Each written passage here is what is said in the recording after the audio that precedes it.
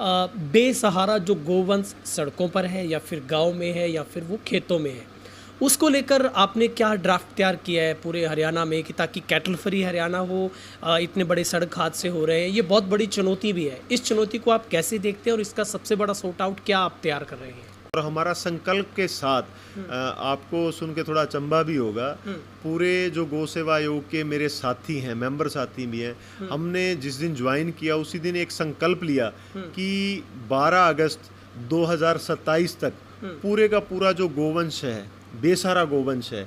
और जो गोवंश गौशालाओं में भी है, उनकी रहने की और चारे की निरंतर व्यवस्था 12 अगस्त 2027 तक हमने निर्धारित समय सीमा तय कर दी। अगर हम कर गए तो संकल्प के साथ निकले हैं, पूर्ण करेंगे। अगर हम उसमें कहीं विफल रहते हैं तो बिल्कुल 12 अगस्त 2027 आयोग के जितने मेंबर सहित हैं, मेरे समेत चेयरमैन, वाइस चेयरमैन, पूरे आयोग के मेंबर, अगर हम विफल रहे तो हम अपना त्याग पत्र 12 अगस्त 2027 को गौ सेवा आयोग के माध्यम से हरियाणा सरकार को भेजने का काम। चेयरमैन साहब, आप 1 साल का चैलेंज मान रहे हैं कि पूरे हरियाणा में सड़कों पर गोवंश नहीं दिखेगा, मतलब? देखिए, मेरा ये मानना है और मेरे साथ मेरे आयोग के सभी साथियों का ये मानना है कि जब समय सीमा तय करके संकल्प करके निकलेंगे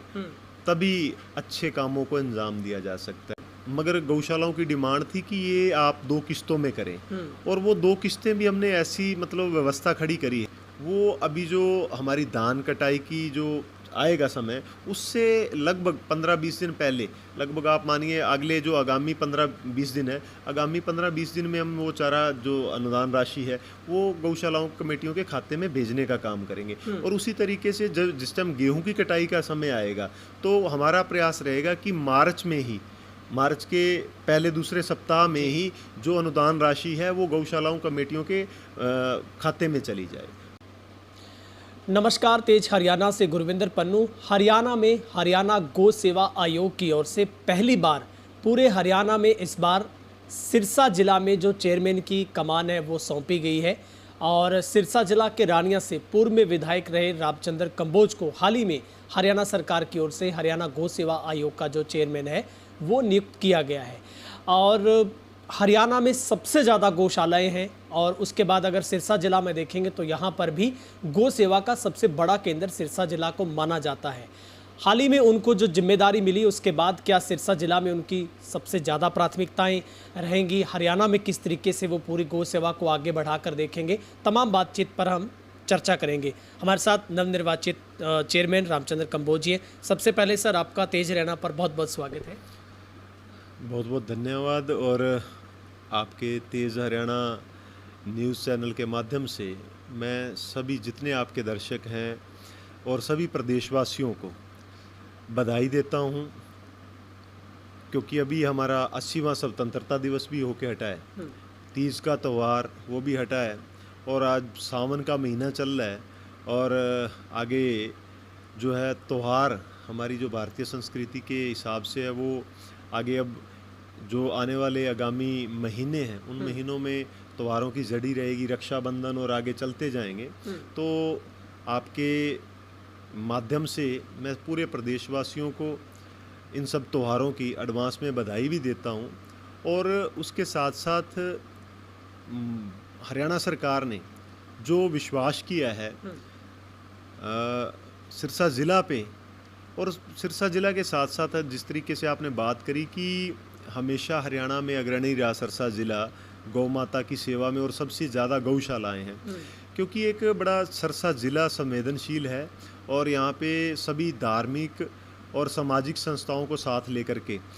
जो गांव की गौशालाएं कमेटियां हैं उनके सहयोग के साथ ये सारी व्यवस्थाएं चल रही हैं। पूरे प्रदेश में ऐसा ही एक तालमेल है पूरी सामाजिक और पूरी उन संस्थाओं के साथ मिलते हुए पूरे गौशाला कमेटियों को साथ लेकर के हरियाणा सरकार का एक विज़न है गौ सेवा आयोग के माध्यम से निरंतर इस पथ पे अग्रसर हों कि गौ माता की जो है देख रेख अच्छे से हो, उसकी चारे की व्यवस्था अच्छे से हो और जो पूरा एक व्यवस्थित तरीके से पूरा प्रदेश में एक माहौल बनाया जा सके। ठीक है चेयरमैन साहब, अभी जिस तरीके से सिरसा जिला में खास करके यहाँ के जो गो भक्त हैं उनमें बहुत बड़ी इस बात को लेकर खुशखबरी उनके लिए ये मिली जब आप चेयरमैन मिले, और वो बहुत खुश हैं कि सिरसा जिला को लंबे समय के बाद चेयरमैनशिप मिली है, और वो भी आप जब इस सिस्टम में बहुत लंबे समय से जुड़े हैं। कैसे देखते हैं सिरसा के लिहाज से इस जिम्मेदारी को आप, और क्या आपकी सबसे बड़ी जो प्राथमिकता है वो सिरसा से पूरे हरियाणा में रहने वाली है? देखिए, बिल्कुल अगर सिरसा की बात करें तो मैं भी सिरसा में ही मेरा जन्म हुआ, सिरसा में मेरा जो है शिक्षा दीक्षा हुई, तो एक परिवार के नाते बिल्कुल परिवार के सभी सदस्यों को खुशी होती है जब एक परिवार का सदस्य जो है वो किसी काम के लिए बड़ी जिम्मेवारी मिलती है। तो ये साथ में साथ सेवा की जिम्मेवारी मिली है। अगर 14 से 19 की बात करें तो रानिया विधानसभा क्षेत्र से रानिया की जनता ने आशीर्वाद देकर के विधानसभा में भेजने का काम किया। उसके बाद अब हरियाणा सरकार ने एक बहुत बड़ी जिम्मेवारी गौ सेवा की जो मैं ये कहूँगा कि पूरा प्रदेशवासियों और सिरसा ज़िले की जिम्मेवारी ज़्यादा बनती है, क्योंकि मैं सिरसा ज़िला से बिलोंग करता हूँ, तो सिरसा ज़िला का बेटा हूँ, भाई हूँ, तो ऑटोमेटिक सब में एक उत्साह और जोश की लहर है। और एक बहुत बड़ा जो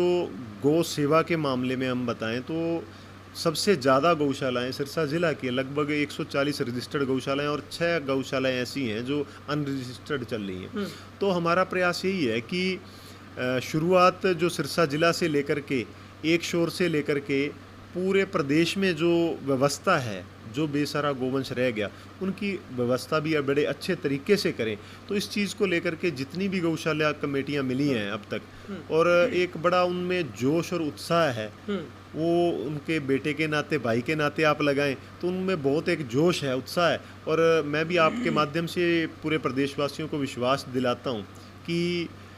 दिन रात आपकी सेवा में हाजिर रह करके गौ माता की जो व्यवस्था है वो अच्छे से कर पाएँ, निरंतर रूप से चला पाएँ, इसी संकल्प के साथ हम आगे बढ़ते जा रहे हैं। ठीक है, अभी चेयरमैन साहब सबसे मेरा पहला सवाल बहुत ज़रूरी सवाल है कि हालांकि हरियाणा सरकार और गौ सेवा आयोग ने हरियाणा में जो चारे की ग्रांट है उसको लेकर बहुत बड़ा जो बजट हरियाणा सरकार ने इसके लिए अलाउ किया है, लेकिन एक सबसे बड़ी समस्या गौशालाओं की रहती है, वो आपके संज्ञान में मैं लाना चाहूँगा। जो चारे की अनुदान राशि है वो जिस तरीके से छमाही से मिलती है, तो वो एक सबसे बड़ा सवाल और मांग है गौशालाओं की कि उसका एक टाइम पीरियड निर्धारित हो कि जब वो ग्रांट मिलने का समय हो तो उसमें कोई विलंब ना हो, गौशालाओं को ज़्यादा मांग अपनी और बड़ी ना करनी पड़े। तो इसमें आपकी सबसे बड़ी क्या प्राथमिकता रहने वाली अनुदान राशि को लेकर? बिल्कुल, इसमें क्या था कि अलग अलग समय पे शुरुआत में हमने पहले 4 किस्तों में ये चारा राशि का जो है आवंटन वो प्रावधान किया था, मगर गौशालाओं की डिमांड थी कि ये आप 2 किस्तों में करें। और वो 2 किस्तें भी हमने ऐसी मतलब व्यवस्था खड़ी करी है कि जैसे रबी का और फसल का जो कटाई का समय आता है, कटाई के समय से 1-1.5 महीना पहले ही जो चारा अनुदान राशि है वो गौशालाओं की कमेटियों के जो है खाते में चली जाए। तो ऐसी ही हमने व्यवस्था करी है। जो अब वाली जो किस्त जाएगी वो अभी जो हमारी धान कटाई की जो आएगा समय, उससे लगभग 15-20 दिन पहले, लगभग आप मानिए अगले जो आगामी 15-20 दिन है, आगामी 15-20 दिन में हम वो चारा जो अनुदान राशि है वो गौशालाओं कमेटियों के खाते में भेजने का काम करेंगे। और उसी तरीके से जब जिस टाइम गेहूं की कटाई का समय आएगा तो हमारा प्रयास रहेगा कि मार्च के पहले दूसरे सप्ताह में ही जो अनुदान राशि है वो गौशालाओं कमेटियों के खाते में चली जाए। तो ये जो प्रावधान है पहले भी था, और अब थोड़ा ये है कि गौशाला कमेटियों के पास चारा अनुदान राशि एडवांस में चली जाए ताकि उनको चारे की व्यवस्था करने में कोई भी दिक्कत परेशानी ना आए। ठीक है चेयरमैन साहब, सबसे बड़ा सवाल पूरे प्रदेश का है जिसको लेकर कोर्ट भी तलक है। बेसहारा जो गोवंश सड़कों पर है या फिर गाँव में है या फिर वो खेतों में है, उसको लेकर आपने क्या ड्राफ्ट तैयार किया है पूरे हरियाणा में कि ताकि कैटल फ्री हरियाणा हो? इतने बड़े सड़क हादसे हो रहे हैं, ये बहुत बड़ी चुनौती भी है। इस चुनौती को आप कैसे देखते हैं और इसका सबसे बड़ा सॉर्ट आउट क्या आप तैयार कर रहे हैं? देखिए, अभी थोड़ा समय हुआ है मेरे को ज्वाइन किए, तो माननीय मुख्यमंत्री जी की तरफ से बड़ी क्लियर गाइडलाइन है कि हमने आगामी 1 वर्ष के अंदर अंदर जो बेसहारा गोवंश रोड पे है खेत खलिहानों में हैं, उस बेसहारा गोवंश की हमने 1 वर्ष के अंदर अंदर हमने व्यवस्थाएं करनी है रहने की और चारे की, वो बड़ी अच्छे तरीके से व्यवस्थाएं करनी है। और हमारा संकल्प के साथ आपको सुन के थोड़ा अचंभा भी होगा, पूरे जो गौ सेवा आयोग के मेरे साथी हैं, मेंबर साथी भी हैं, हमने जिस दिन ज्वाइन किया उसी दिन एक संकल्प लिया कि 12 अगस्त 2027 तक पूरे का पूरा जो गोवंश है, बेसहारा गोवंश है, और जो गोवंश गौशालाओं में भी है, उनकी रहने की और चारे की निरंतर व्यवस्था 12 अगस्त 2027 तक हमने निर्धारित समय सीमा तय कर दी। अगर हम कर गए तो संकल्प के साथ निकले हैं, और परमात्मा की कृपा से हमें पूरा विश्वास है, गौ माता के आशीर्वाद से, कि हम ये जो संकल्प किया है वो पूर्ण करेंगे। अगर हम उसमें कहीं विफल रहते हैं तो बिल्कुल 12 अगस्त 2027 आयोग के जितने मेंबर सहित हैं,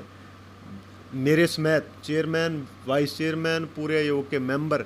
अगर हम विफल रहे तो हम अपना त्याग पत्र 12 अगस्त 2027 को गौ सेवा आयोग के माध्यम से हरियाणा सरकार को भेजने का काम। चेयरमैन साहब, आप 1 साल का चैलेंज मान रहे हैं कि पूरे हरियाणा में सड़कों पर गोवंश नहीं दिखेगा, मतलब? देखिए, मेरा ये मानना है और मेरे साथ मेरे आयोग के सभी साथियों का ये मानना है कि जब समय सीमा तय करके संकल्प करके निकलेंगे तभी अच्छे कामों को अंजाम दिया जा सकता है। इसी संकल्प के साथ सभी साथी आगे बढ़ रहे हैं, और मुझे खुशी है कि हम अच्छा करने के लिए निकले हैं। हरियाणा सरकार का जब सहयोग और गौ सेवा आयोग के माध्यम से हरियाणा सरकार, माननीय मुख्यमंत्री श्री नायब सिंह सैनी जी, मतलब इतनी संजीदगी के साथ लगे हुए हैं। और अगर बात करें इनसे पूर्व मुख्यमंत्री रहे आदरणीय मनोहर लाल जी, जो वर्तमान में केंद्रीय मंत्री हैं, उनका भी एक सपना था कि इस तरीके की व्यवस्था खड़ा करना, और उन्होंने ही शुरुआत की थी इसकी। तो मैं बिल्कुल ये बेधड़क होकर ये बात कह रहा हूँ आपके सामने कि 12 अगस्त 2027 तक का जो समय सीमा है,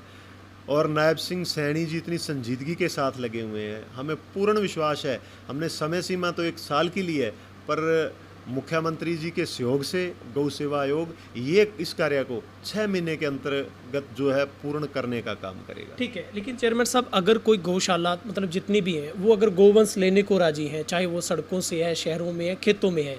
लेकिन सवाल ये है कि वो लेंगे तब जब आप वहाँ पर पहले से उनको एडवांस में अगर देकर उनको व्यवस्था करके देंगे, क्योंकि शेड भी चाहिए, चारदीवारी भी चाहिए। अगर वो आपसे निवेदन कर रहे हैं कि हम लेने के लिए राजी हैं, लेकिन क्या उससे पहले भी आप उनको कोई ऐसा आर्थिक मदद दें ताकि वो उनका घर तो तैयार हो पहले से? मैं थोड़ी आपकी जानकारी दुरुस्त कर देता हूँ गुरविंदर जी, क्योंकि ये सारे प्रावधान हैं। अगर कोई भी जो संचालित पहले गौशाला चल रही है, व्यवस्थित तरीके से चल रही है, और वो गोवंश और लेना चाहती है, उनके पास सारी व्यवस्थाएं हैं, तो उसकी व्यवस्था, शेड की व्यवस्था के लिए अनुदान वो अलग से है। ठीक है। और गोवंश के प्रति जो चारे की राशि है वो तो उन पे जा ही रही है। और जो अलग से भी अब माननीय मुख्यमंत्री के दिशा निर्देश के हिसाब से जो हम आगामी 1-2 महीनों में जो करने वाले हैं, आज तक उन गौशालाओं के लिए रख रखाव के लिए, मेंटेनेंस के लिए कोई अलग से राशि का प्रावधान नहीं था। बहुत सी गौशालाएं ऐसी हैं जो बहुत लंबे समय से चल रही हैं, सालों साल से चल रही हैं, तो उनकी मतलब रख रखाव के लिए, मेंटेनेंस के लिए वो भी आदरणीय मुख्यमंत्री जी से हमारी बात हो चुकी है, और जल्दी उस चीज़ का प्रावधान भी करेंगे। और जो गौशालाएं बेसहारा गोवंश लेना चाहती हैं, उनकी कंसेंट भी हमने मांगी है, वो अभी ज़मीनी स्तर पे सारी चीज़ें आएंगी। और जो गौशालाएं लेना चाहती हैं तो उनके लिए बिल्कुल एक अलग से जो बजट है उसका प्रावधान किया जाएगा, गोवंश के हिसाब से जितना गोवंश वो लेना चाहती हैं, क्योंकि प्राथमिकता उन्हीं गौशालाओं को है। और जो बाकी का जो गोवंश है, हमारी जो गोचर भूमि है, उस पर भी काम चल रहा है, और माननीय मुख्यमंत्री जी ने भी बड़ा इस विषय को संजीदगी से लिया है, तत्परता से लिया है, और उस पर भी काम चल रहा है कि वो भी सभी पंचायतों को साथ लेकर के, उनका सहयोग लेकर के, गौशाला कमेटियों का रूप दे करके उनको, और गोचर की जो भूमि है वो गौ माता की संभाल के लिए काम में लाई जा सके, ऐसा भी प्रावधान करके वो जल्द आपको आगामी 1 महीने के अंदर अंदर ज़मीनी स्तर पे उसके रिजल्ट दिखेंगे। सर, बहुत बड़ी बात आपने कह दी। तो मुझे लगता है पहली बार गौशाला के इतिहास में होगा कि मेंटेनेंस खर्च भी आप देने के लिए परफॉर्म ऐसा ड्राफ्टिंग तैयार कर रहे हैं, जैसे स्कूल हर एक चीज़ का एक ग्रांट आती है, तो गौशाला में भी सर मतलब ठान है, फर्श है, कमरे हैं, उनको भी रिपेयर करना होता है। अगर ये वाकई में आप लागू करते हैं तो मुझे लगता है ये बहुत बड़ा एक ऐतिहासिक कदम होगा आपके लिए। गुरविंदर जी, अकेला गौ माता के लिए रख रखाव की बात ही नहीं है, क्योंकि गौ माता को हमारी भारतीय संस्कृति में गौ माँ का दर्जा दिया गया है। और हमारी जो भारतीय संस्कृति है, धार्मिक ग्रंथ हैं, उनमें भी बड़ा वर्णन है कि गौ माता में 33 कोटि कोटि देवी देवताओं का वास है। जी। और आप, ये स्वाभाविक सी बात है, अभी आप किसी भी गौ माता पे जो हमारी भारतीय संस्कृति के अकॉर्डिंग है, तो उस पे आप अगर उसके माथे पे, उस पे शरीर पे आप जब सहलाएंगे उसको, तो आपको पॉजिटिव एनर्जी का एहसास होगा। तो ये सब चीज़ों को ध्यान रखते हुए अकेला उनका जीवन यापन की व्यवस्था है नहीं। माननीय मुख्यमंत्री जो इस बात को लेकर के भी चिंतित हैं कि जो गौ माता, गोवंश, श्वास जिसके पूर्ण हो जाते हैं, तो उसको भी अच्छे तरीके से, एक सम्मानित तरीके से माटी देने का काम भी, मतलब वो जो उस तरीके से एक संस्कार के रूप में, वो भी चिंतित हैं उस चीज़ को लेके माननीय मुख्यमंत्री जी। तो उस चीज़ पे भी अभी काम चल रहा है, क्योंकि ये सारी व्यवस्थाएं जो गुरविंदर जी खड़ी होंगी, ये पूरी प्रदेश की जनता के सहयोग से, पंचायतों के सहयोग से, गौशालाओं कमेटियों के सहयोग से होगी। सरकार जो है, जिस अपने पक्ष पे जो काम कर सकती है, गौ सेवा आयोग के माध्यम से सरकार पूरी संजीदगी के साथ लगी हुई है। और मेरा निवेदन आपके माध्यम से रहेगा कि जो भी गोभक्त और हमारी पंचायतें जिनके पास गोचरान भूमि पड़ी है, वो इस बात को सुन रही हैं, तो मेरा निवेदन उनसे रहेगा कि वो 2 कदम आगे निकल के आएँ। सरकार के सहयोग से, गौ सेवा आयोग के माध्यम से हम गौ माता की जो सेवा है, उनका रख रखाव है, अच्छे से रख पाएँ, और उनका बिल्कुल जब जीवन यापन होने के बाद उनको अच्छे संस्कार पूर्वक उनको माटी दे पाएँ, ऐसी व्यवस्थाएं खड़े करने के लिए माननीय मुख्यमंत्री जी बड़े ज़मीनी स्तर पे कार्य कर रहे हैं। ठीक है चेयरमैन साहब, एक बहुत ही महत्वपूर्ण सवाल है। गौशालाओं में सिर्फ संख्या भरने से या फिर उससे काम नहीं चलेगा। क्या गौशालाओं को संरक्षण के साथ साथ उनका गौ संवर्धन की बात हो, नस्ल सुधार की बात हो, गौशालाओं को हाईटेक तरीके से वहाँ पर एक नस्लीकरण हो सके, क्या इस दिशा में भी कदम आप बढ़ा रहे हैं? देखिए, बिल्कुल आपकी बात सही है। और मेरा मानना है कि गौ संरक्षण और गौ संवर्धन ये 2 पार्ट है। जी। पहला विषय है गौ संरक्षण का। जब तक पूरे प्रदेश में हम गौ संरक्षण पूरी गौ माता का, गोवंश का अच्छे से रहने की, चारे की व्यवस्था करना, जी। अच्छे से उसकी देखभाल हो सके, ये गौ संरक्षण का पार्ट है। गौ संवर्धन का जो हमारी जो भारतीय संस्कृति के नाते हमारी जो अच्छी नस्लें हैं गौ माता की, उन पे हम काम कर सकें, उस पे भी पैरेलल काम चल रहा है। मगर मेरा मानना ये है, जब तक गौ संरक्षण पूर्ण रूप से हम पूरे प्रदेश में नहीं कर लेंगे, तब तक गौ संवर्धन में पूर्ण रूप से, क्योंकि कुछ गौशालाएं देखिए जो सच है ज़मीनी स्तर पे, उसको मानना पड़ेगा। और खुद से ज़मीन से जुड़े हुए हैं, तो हर गौशाला में आप देखेंगे कि जो हमारे नंदी हैं, कुछ जो हमारी गौ माता है, वो जो नस्लें हैं, वो मतलब नस्लें आगे बढ़ नहीं पा रही। और उन चीज़ों को जो उन पे काम है, वो जब गौ संरक्षण के बाद का जो स्टेप है, वो गौ संवर्धन का है। और बड़े अच्छे से मैं ये चीज़ आपके पूरे दावे से कह सकता हूँ, अगर हम 1 साल में गौ संरक्षण का ये कार्य कंप्लीट कर लेते हैं, तो 2029 तक का गौ संवर्धन के माध्यम से पूरे प्रदेश भर में कोई भी गौशाला ऐसी नहीं रहेगी जिसको व्यवस्था की भी ज़रूरत पड़ेगी। क्योंकि हमारा ये मानना है, गौ संरक्षण के बाद गौ संवर्धन का जो 2029 को लेकर के माननीय मुख्यमंत्री जी का जो चिंता है, वो ये है कि 2029 का समय ऐसा आ जाएगा कि अगर किसी ने कोई अच्छी नस्ल की गाय लेनी होगी, तो वो ये तय करेगा कि मैंने ओडा गौशाला से अच्छी नस्ल की गाय लेनी है, कालावाली से लेनी है, रानिया से लेनी है, डबवाली से लेनी है, कौन सी गौशाला में से अच्छी नस्ल की, उस फला गौशाला में से अच्छी नस्ल की, जो अच्छी ब्रीड की गाय है, वो मिलेगी। ऐसा वातावरण बने, इस पे काम मुख्यमंत्री जी के दिशा निर्देश के हिसाब से गौ सेवा आयोग इस जो हमारा टारगेट है उसकी ओर निरंतर आगे बढ़ रहा है।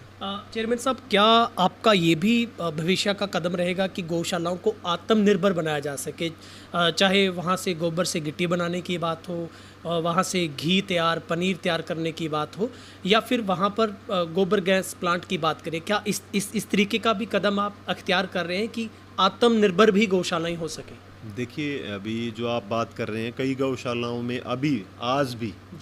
वर्तमान समय में भी ऐसा व्यवस्थाएं चल रही हैं। मगर मेरा मानना ये है, जब तक गौ संरक्षण के बाद का ये जो स्टेप है आत्मनिर्भरता का, हमारा एक ही संकल्प है 2029 तक का, जो इसी तरह अगर निरंतरता हम बढ़ते रहे माननीय मुख्यमंत्री जी के आशीर्वाद से, तो 2029 तक का जो समय है, लगभग सभी गौशालाएं अपनी उस आत्मनिर्भरता तक पहुंच जाएंगी। पर साथ ही साथ सरकार का जो बजट है, कई बार आपके माध्यम से ये बात सुन के हमारे गौशाला कमेटियों में ये चीज़ों नहीं, ये जो बजट है चारे की राशि, ये व्यवस्थाएं निरंतर साथ वैसे ही चलती रहेंगी। और उसके साथ साथ गौशाला कोई अपने लेवल पे उस तरीके का अच्छी नस्ल के बाद अच्छा दूध होता है, अच्छा प्रोडक्ट बनाना चाहती है, तो इस पे भी हम निरंतर आगे काम बढ़ के करेंगे। और कोशिश प्रयास ये रहेगा कि उन गौशालाओं की जो मेहनत है, उनके मेहनत करते हुए उस प्रथम पंक्ति में अच्छी नस्लों के अच्छी नस्ल सुधार पे काम करते हुए पूरी पंचायतों को साथ लेकर के उस अवस्था में गौशालाओं को लेके आना कि जिस पे आप बात कर रहे हो आत्मनिर्भरता की, उस कड़ी में प्रथम पंक्ति में वो गौशालाएं खड़ी हों और गौ माता की जो सेवा है, सेवा भाव के साथ उस पंक्ति में हम ला करके खड़ा कर पाएँ। ऐसा पूरा गौ सेवा आयोग के मेंबरों ने संकल्प करते हुए पूरे प्रदेशवासियों से हम ये उम्मीद करते हैं कि उनके सहयोग से ही ये सारा कार्य संपन्न होगा। और आपको 2027 अगस्त 2027 तक ये सारी व्यवस्थाएं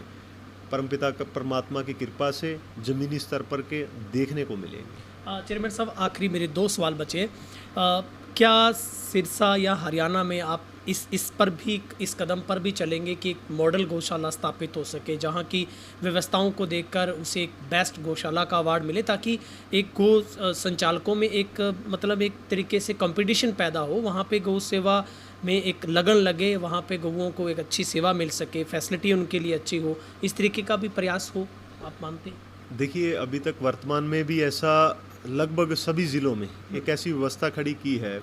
कि जो गौशाला अच्छे से देख दिखाव रख रखाव पूरा अच्छे से कर रही है, तो उसको हम सम्मानित करने का भी काम करेंगे। और ऐसा आने वाले भविष्य में हम ये योजना तय कर रहे हैं कि जिसमें गोवंश के हिसाब से अच्छी व्यवस्थाएं हैं, तो बिल्कुल उसको बजट के रूप में भी अलग से उसका प्रावधान भी करेंगे कि उसका हौसला अफजाई भी की, और दूसरी गौशाला कमेटियां उसकी तरफ दे करके गौ माता का जो अच्छा रख रखाव है उसमें प्रथम श्रेणी पे आने का काम करें। तो ये उत्साह का, सेवा का भाव जो है लोगों में है, उसको थोड़ा और निरंतर आगे उस 2 कदम आगे बढ़े, तो गौ सेवा आयोग के माध्यम से हरियाणा सरकार उसी काम पे लगी हुई है। ठीक है सर, मेरा आखिरी सवाल है, आपको बहुत बहुत शुभकामनाओं के साथ। रामचंद्र कंबोज का सबसे बड़ा लक्ष्य और ड्रीम क्या है एज ए चेयरमैन गौ सेवा आयोग, जो आप चाहते हैं कि उस काम को सबसे पहले पूरा करना है और वाकई में लोग कल को याद करें कि जब से आपने ये दायित्व संभाला, वाकई में गौ सेवा में एक बड़ा परिवर्तन, बदलाव देखने को मिला हरियाणा में? देखिए, ये आपने गुरविंदर जी बहुत बड़ी बात कह दी। मेरा अकेले का ही ड्रीम नहीं है, हमारे पूरे प्रदेशवासियों का, पूरे देशवासियों का ये एक सपना है कि जिसको हम माता का दर्जा देते हैं, उस गौ माता को उसका अच्छे से देखभाल हो, साम संभाल हो, उसकी अच्छे से चारे की व्यवस्था हो, उसको कोई कष्ट ना भोगना पड़े, उसका संरक्षण जो है वो अच्छे तरीके से हो। और मैंने अपना विज़न बड़े स्पष्ट शब्दों में आपको बता दिया कि 12 अगस्त 2027 तक पूरे हम साथियों ने ये विज़न लेके, संकल्प लेके निकले हैं कि हरियाणा प्रदेश की गौ माता की व्यवस्था, गोवंश की व्यवस्था, संरक्षण जो है वो अगस्त 2027 तक हम पूर्ण करने का काम करेंगे। अगर किसी कारणवश से हम विफल रहते हैं तो बिल्कुल 12 अगस्त 2027 को हम अपना त्यागपत्र देने का भी काम करेंगे। और उसके बाद अगर हम उसमें सफल रहते हैं तो प्रदेशवासियों के सहयोग से, पूरी पंचायतों के सहयोग से, गौशाला कमेटियों के सहयोग से, सामाजिक और धार्मिक संगठनों के सहयोग से जो गौ संवर्धन का काम है, हमारा अगला कदम जो है वो ऐसा गौ संवर्धन का कार्य करेंगे कि गौशालाओं में अच्छी नस्ल की गायें अच्छे दूध के साथ गौशालाएं अपनी प्रथम पंक्ति में आकर के खड़ी हों। और मेरा मानना तभी है जहाँ दूध दही का खाना वो देशा में देश हरियाणा, तो उस पंक्ति को सार्थक अगर करेगी तो वो गौ माता के आशीर्वाद से, परमपिता परमात्मा की कृपा से गौ संरक्षण के बाद गौ संवर्धन का काम करते हुए 2029 तक का हमारा संकल्प है कि गौशालाओं को कभी भी किसी भी, चाहे वो बजट के रूप में हो, चाहे वो किसी राशि के रूप में हो, किसी भी प्रकार की व्यवस्था की ज़रूरत, वो आत्मनिर्भरता के साथ इतनी सक्षम होकर खड़ी हो, हर एक प्रत्येक गौशाला, ऐसा हमारा विज़न लेकर के गौ सेवा आयोग आगे बढ़ रहा है। और साथ में हरियाणा सरकार के दिशा निर्देश के हिसाब से और माननीय मुख्यमंत्री जी बहुत संजीदगी के साथ इस विषय को लेकर के आगे बढ़ रहे हैं। और मेरा ये मानना है कि जल्द ही आपको इस आगामी एक वर्ष में एक जो सेवा के भाव से आगे बढ़ते हुए ये सारी चीज़ें ज़मीनी स्तर पे आपको दिखाई देंगी। और प्रदेशवासियों में एक उनका सहयोग लेते हुए आगे बढ़ते हुए गौ माता की सेवा है जो वो बिल्कुल सफल और सार्थक तरीके से करने का काम करेंगे। ठीक है सर, आपने अपना कीमती समय निकाला, आपका बहुत बहुत दिल से शुक्रिया सर। बहुत बहुत धन्यवाद। और आपके माध्यम से जितने भी दर्शक देख रहे हैं उनका भी बहुत बहुत धन्यवाद। जय हिंद। ये थे हमारे साथ हरियाणा गो सेवा आयोग के चेयरमैन रामचंद्र कंबोज, पूर्व में विधायक रानिया से, और बहुत पॉजिटिव हैं। आपने ध्यान से सुना होगा, बहुत बड़ा उनके पास विज़न भी है और पूरा प्रोजेक्ट भी है कि हरियाणा में जितनी भी गौशालाएं हैं उनको आत्मनिर्भरता की ओर लेकर जाना, और हरे चारे से लेकर उनके आर्थिक